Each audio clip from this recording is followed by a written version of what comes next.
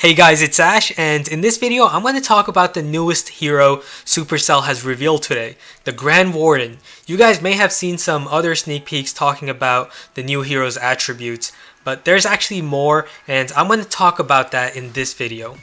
So some of the key features and attributes of the Grand Warden include that his maximum level is 20 and he costs 6 million elixir to get, and also possibly costs elixir to upgrade him every level, 200,000 elixir increment per level.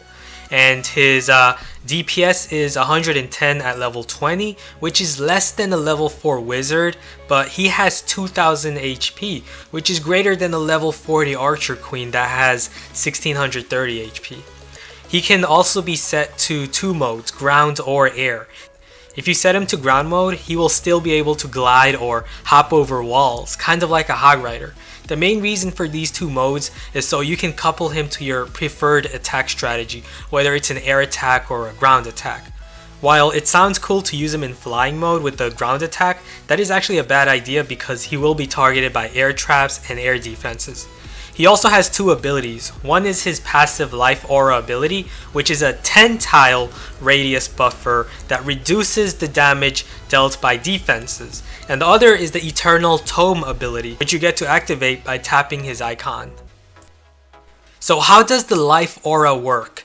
Well, technically speaking, the aura does not buff your troops. It does not give your troops an HP boost. Instead, what it does is, it reduces the damage dealt by the defenses.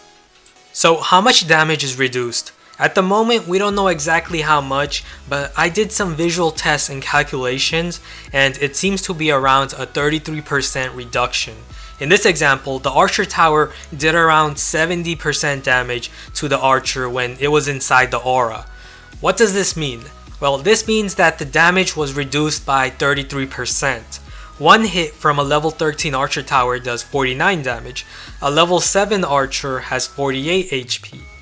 A 33% reduction of the 49 damage is equal to around 16 damage reduction. So instead of the archer tower dealing 49 damage, it actually did around 33 damage to the level 7 archer, which left it at 15 HP, which is around 31%. And what does the Eternal Tome ability do? Well, by tapping his icon, you can activate his Eternal Tome ability.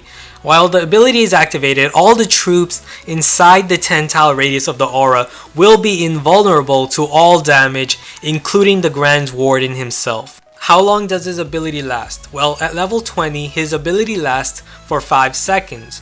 We know that the Archer Queen becomes impermeable to all damage when she activates her ability. And now if you have her within the radius of the aura, then that just increases her invulnerability to more damage. So using all three of the heroes together does sound very overpowering to handle, as they make a very deadly combination. One of the biggest attributes of the Warden is his attack range, which is an incredible 7 tile range. The best way to stop the strongest attack by a Town Hall 11 player is to stop the Grand Warden, because he's gonna make your defenses deal 2/3 their actual damage.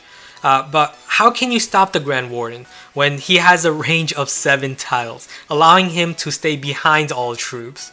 Well, we all know how incredibly annoying the Archer Queen is to defend with her 5 tile range, but now we have a hero with an even greater range, so it's gonna be very intriguing to see what people do to stop him.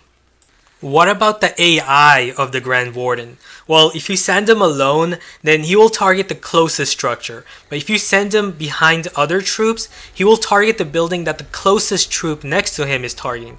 So he's considered more of a support hero, a hero who supports your troops both in terms of defense and also helps them by targeting the same structure that they are. However, this could sometimes backfire, so you need to make sure to keep your Warden behind your troops.